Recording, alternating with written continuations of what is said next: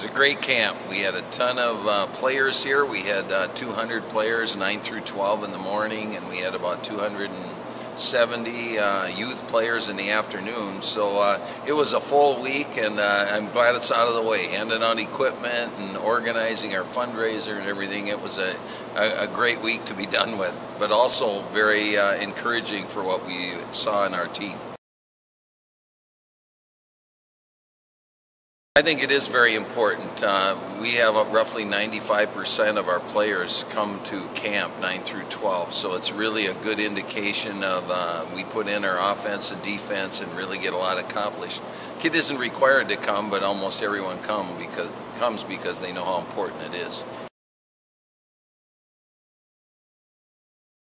I guess we look at depth.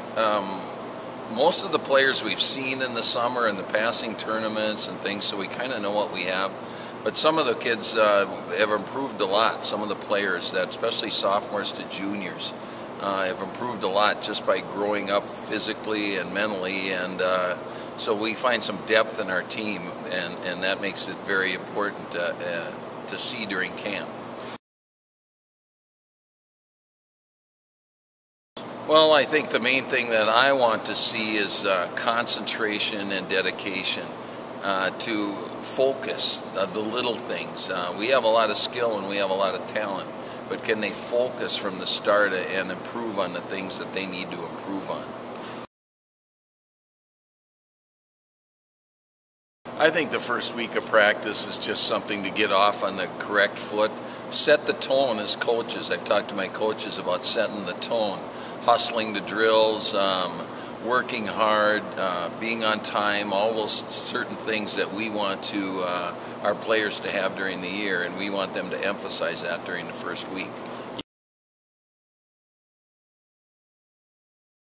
I think so. You want to, right from the start, you can't just get ready the day of the game.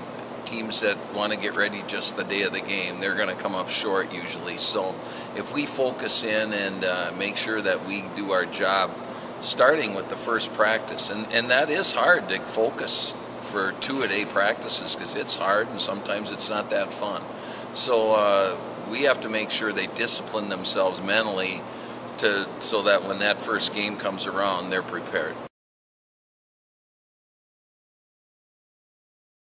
I think it helps, but I always emphasize home or away.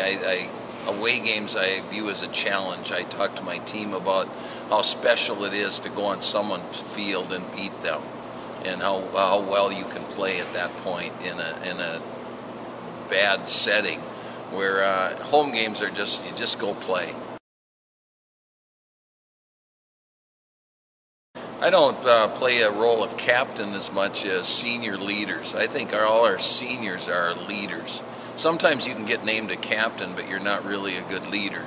Some of the teams I've had, the best leaders are not maybe a captain, but they're a senior or junior even that really steps up, and they'll work hard, and they just have what it takes to communicate with other players. I think with Mitch, right now I'm very happy that he's set on where he's going to be. Now we can just work on winning a championship for Lakeville South. I think sometimes the players can get too wound up in where they're going and what they're doing.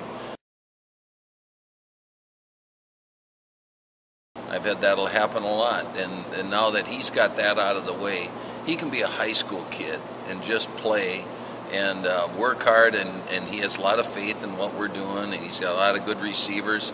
His line's coming around a lot, so he can just concentrate and be the best player he can for Lakeville South. And we run a good and strong enough program that prepares him for the college future that follows him.